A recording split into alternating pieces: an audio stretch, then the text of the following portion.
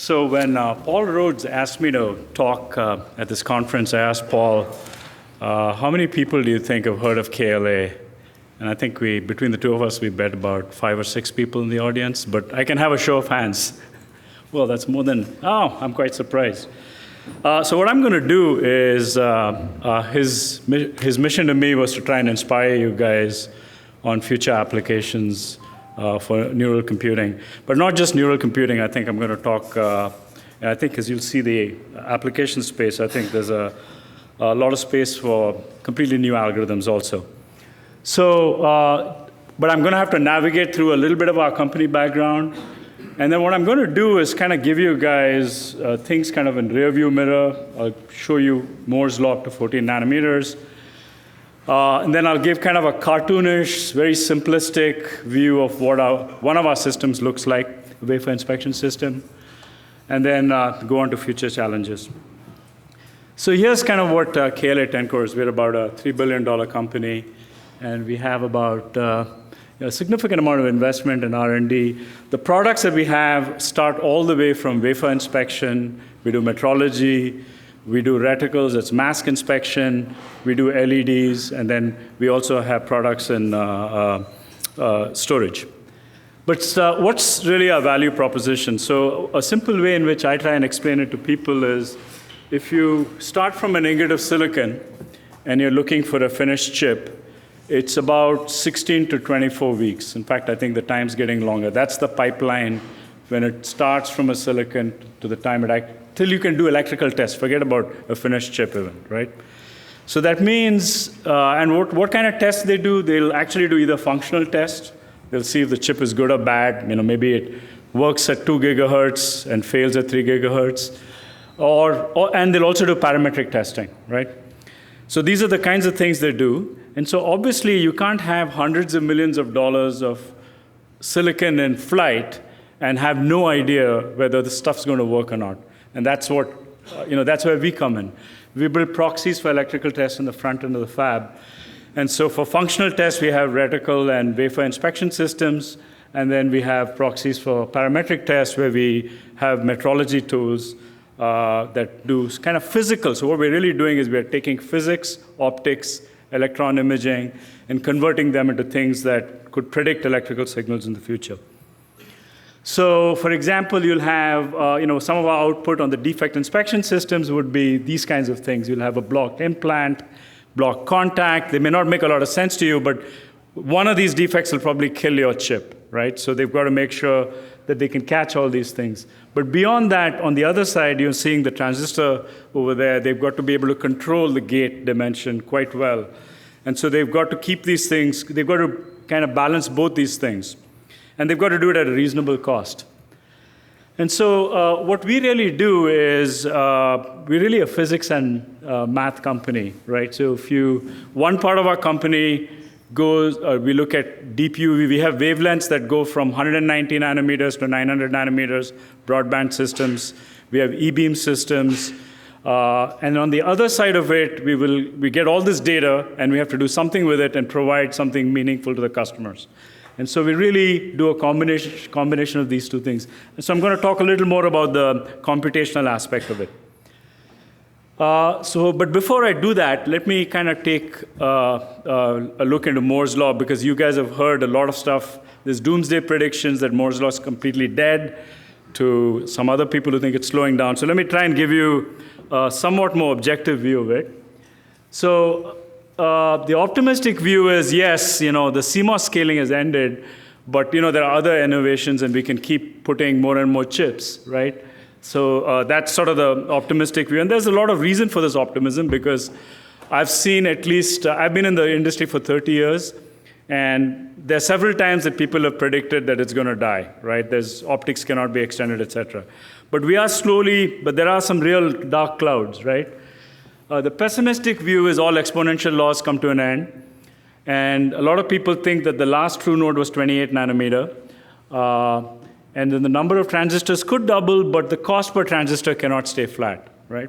So let me give you, so this is a chart. It's a very busy chart. This is from 2009.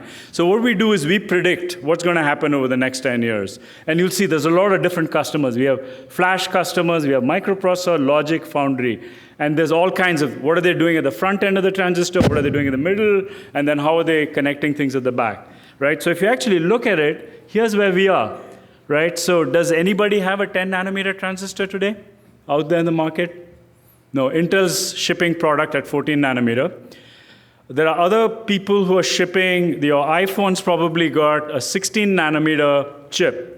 But actually, there's a little bit of trickery they play. What the 16 nanometer is actually 20 nanometer in dimension. And it's a FinFET transistor. So there's marketing games going on where people are claiming it's 14 nanometers. But the truth is today, we are probably shipping something between 14 and 20 nanometers, right? On the other hand, this prediction was we should have hit 10 nanometers already. So I think the objective reading would be the 2 years has gone to about 3 years or 3+. And the question is it expanding or is it just going to just stop, right?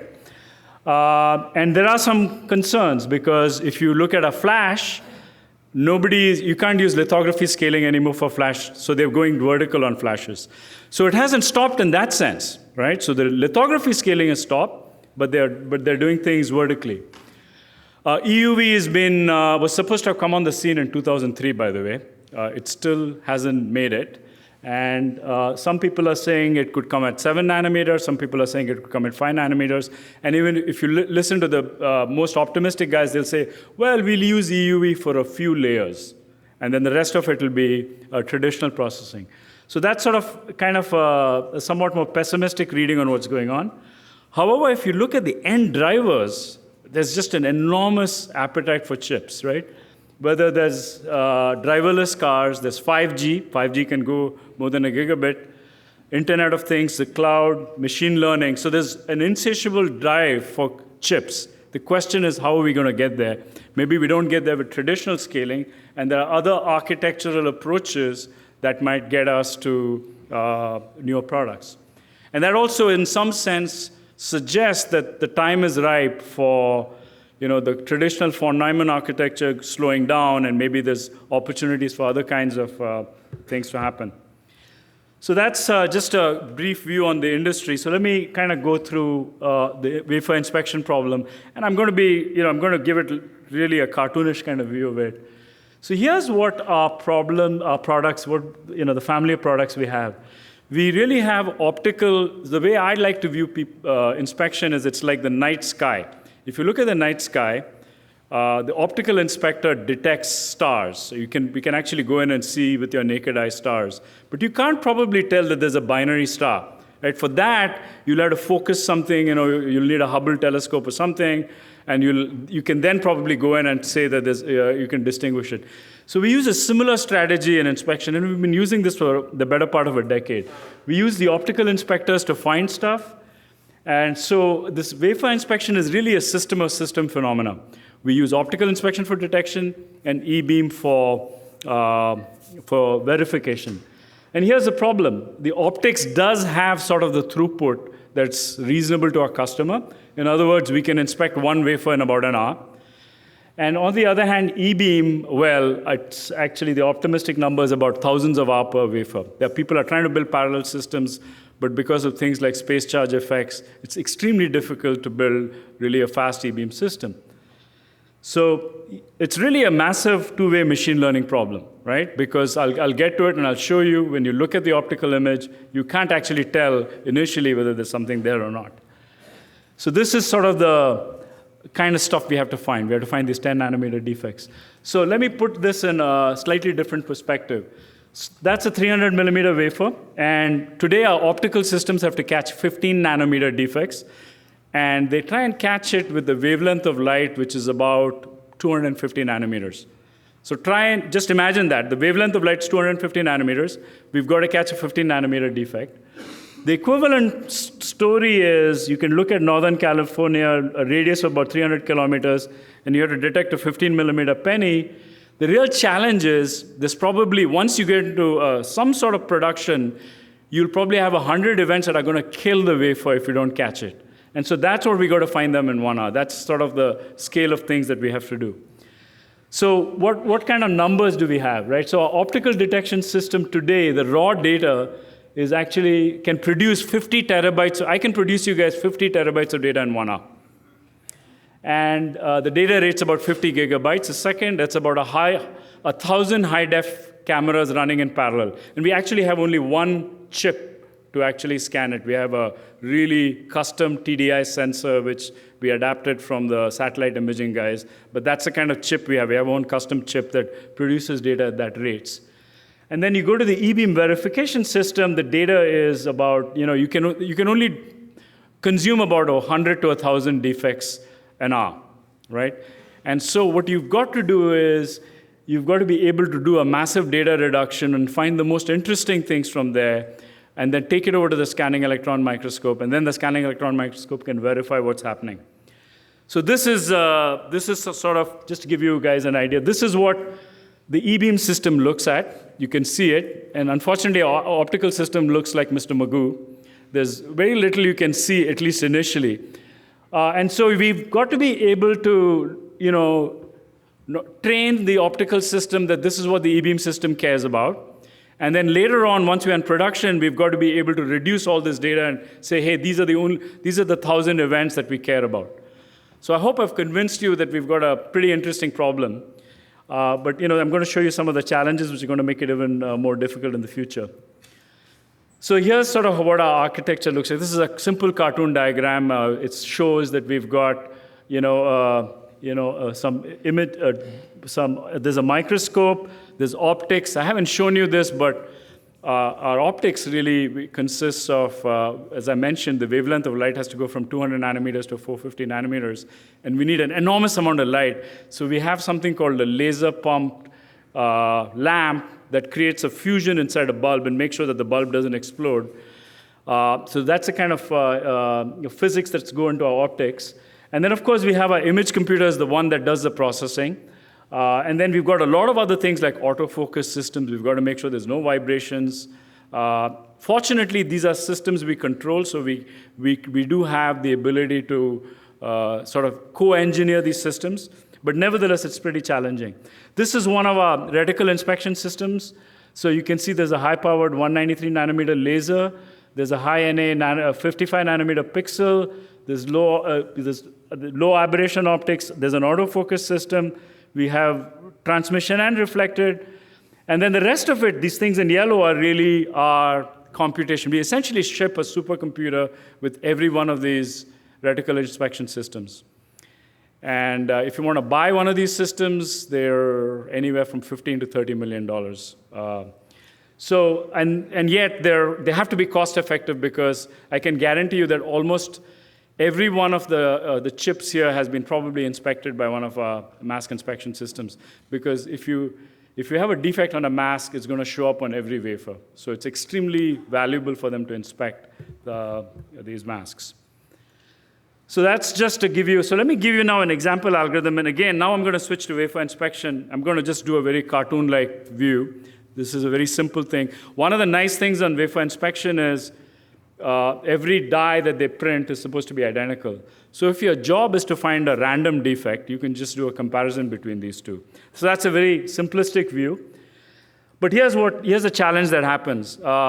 Because these are semiconductor films, thin films, they're going to have natural variation. When you have variation, you're going to have something called color variation. And this is going to look like as if, and you do see it in cameras, et cetera. But this is a little worse, because what I'm not showing you is you can have a step function become a spike, because you can have a 90-degree phase shift. So you're going to have to tolerate all those kinds of things. In addition to that, we have other kinds of noise sources. We have line edge roughness. We have prior level defects. So when the optical system not only has it got to cope with low resolution, but it also has to deal with a lot of noise in the image.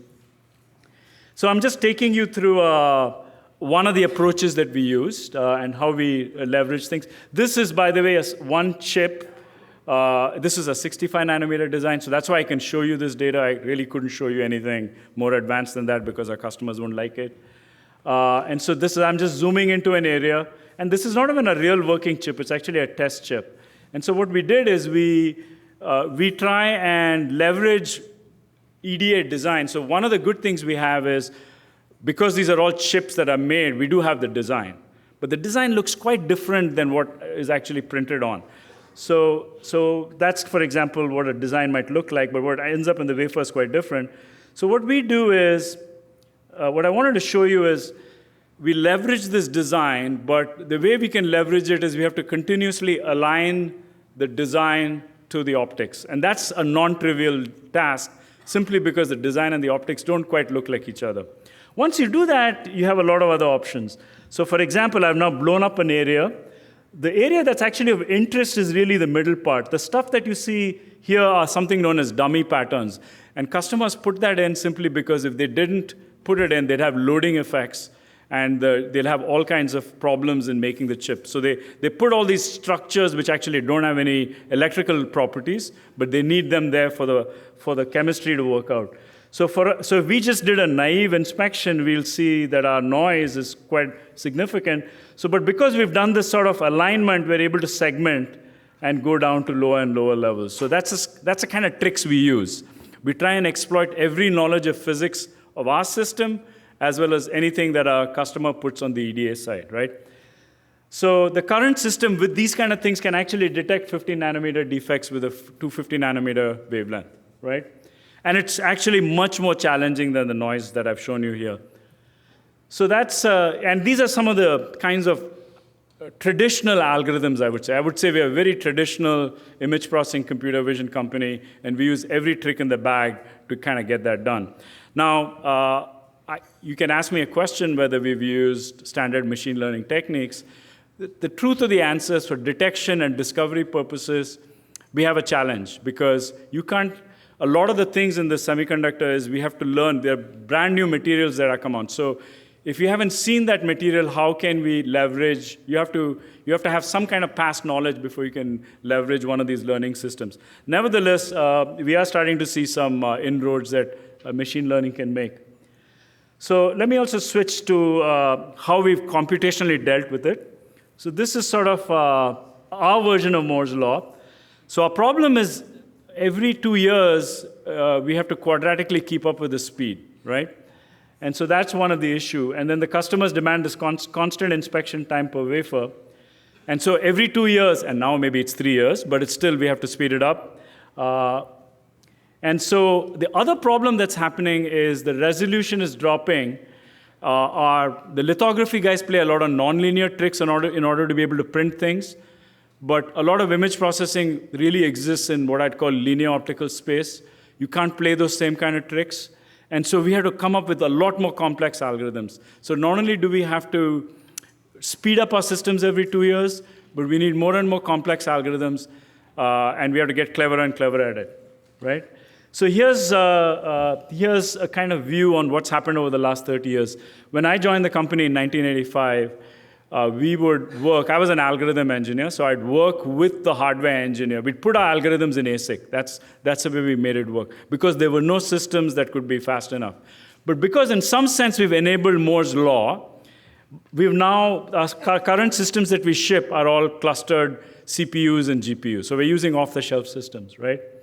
So I would say that our progression has been from 1980 to 2015, we've gotten custom hardware to DSP.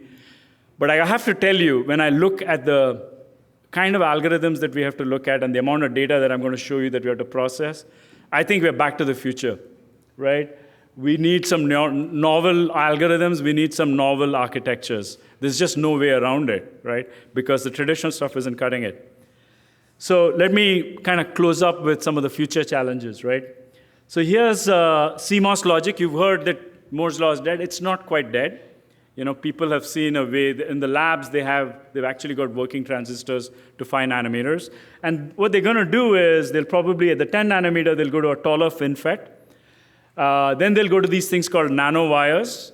And then they'll go to vertical nanowires. And at this point, they might even use something known as, they won't just stick with silicon. They probably might switch to 3-5 materials. So they need that for mobility and speed. So this is the transistor, right? So the transistor, it continues to evolve, and the big question is, can they control the variability? They can make one transistor.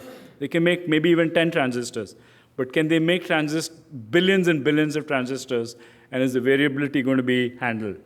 And you can see the challenge here. So the tricks, I was telling you these lithography guys play tricks. What do? Well, their lithography only allows you to do 193 nanometers. So when I was telling you the last node, the last true CMOS node was 28 nanometer, 45 nanometer, that's the node at which they can actually print the things without playing tricks. So the way they play these tricks is they do double patterning and quadruple patterning. And there's sort of a Heisenberg's uncertainty principle that comes in. So at 28 nanometers, they only had like 5 layers to go between the first thing to the gate level. Now there are like 60 film layers that are going in. And how do they do it? So they have to put all these layers, and so they're able to control the dimension in one axis. The next axis they have problems. So as you build it up, the variability goes up more and more. So yes, they are able to make transistors, but they're not able to quite control the variability. And that's, to us at KLA, this is both a challenge and an opportunity, because they obviously need more process control in order to be able to make the device, right? So the challenge is the variability is increased by an order of magnitude, but they might probably need much more precise process control. The other thing that's happening, and I think you guys saw it, I think, with some of the interesting devices, without question, there's going to be more than Moore's going on. You can still be at 28 nanometer, you can be at 14 nanometer. It's just like the flash guys are at 14 nanometer, and you can probably build stuff vertically. But now that raises a whole bunch of, that's not necessarily easy either. So we need other techniques in order to be able to inspect those and be able to deliver things for you guys. Something has to happen, because the last time I think Moore's law almost died was in 1978, when it didn't quite die, because that was when bipolar sort of ran out of steam. But CMOS was waiting in the wings. CMOS was right there. There's nothing right now to replace CMOS, right? So CMOS is going to have to be there, and we're going to have to play tricks like this for the next few years. And so let me kind of finish up by saying what I think where we see things going is, I've been talking about planar inspection, one layer at a time, but we're almost sure now that just because it's impossible to make a transistor in one layer, we think inspection is going to be a challenging proposition to just do it in one layer. So we're going to have to go from pixels to voxels. I already gave you guys the data rates, and you can imagine how challenging that's going to be, right? So we're going to need not only clever algorithms that reduce this thing to the things that matter, but then we also need much, much better computational systems. So it's going from pixels to voxels, so it'll probably go from petabytes to hour. We are going to have to combine physics models with machine learning. So it just can't be a naive brute force machine learning. We know a lot about the physics, but how can we intelligently combine physics inputs with machine learning techniques, right? So I think the traditional handcrafted feature engineering days are very challenging. I can vouch for that. Those, all the tricks that we've been able to do. And so the traditional architectures will not scale. So, as far as we're concerned, we're definitely looking for breakthroughs in neural algorithms and neural computing architectures. And this is my last slide. So it's an open invitation to you guys to come and collaborate with us. Going forward, we're looking at deep learning and Bayesian inference. We're looking at all kinds of architectures for machine learning. As I mentioned, we're looking at combining physics and machine learning. We have opportunities for students, internships, full-time positions. And yes, we do collaborate with academic folks also. And there are email contacts there. So with that, I'll stop for some questions.